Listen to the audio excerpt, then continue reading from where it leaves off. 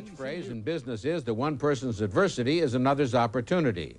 That's the case for one California firm performing swimmingly in the midst of a water shortage. When you look at the lush lawns and landscaping at Hewlett-Packard and Tandem, it's hard to believe that California is in the 5th year of a drought. Yet both companies have cut back their water consumption by over 50% since the beginning of the drought in 1987.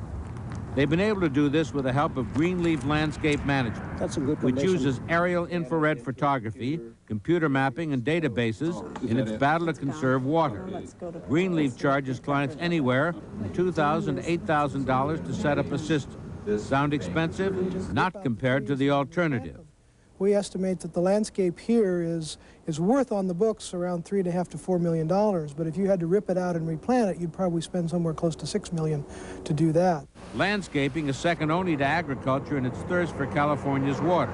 One way to conserve is to install metering on previously free-flowing water. In water management, like financial management, you need a budget and you need to know where your resources are being spent. With water, you've got to get down to the smallest component of the irrigation system, and that's the valve.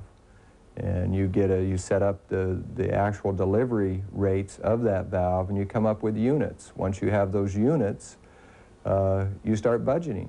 Trees are the most valuable landscape asset, and their water needs are measured and satisfied through tiny irrigation pipes that feed the roots.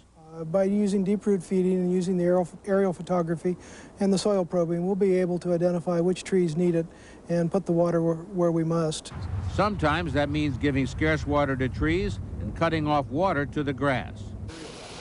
Though recent rains have brought some relief from the drought, California remains an irrigated desert where water will always be a concern. There's only one source we have control over, and that's conservation. There are a lot of new technologies out there.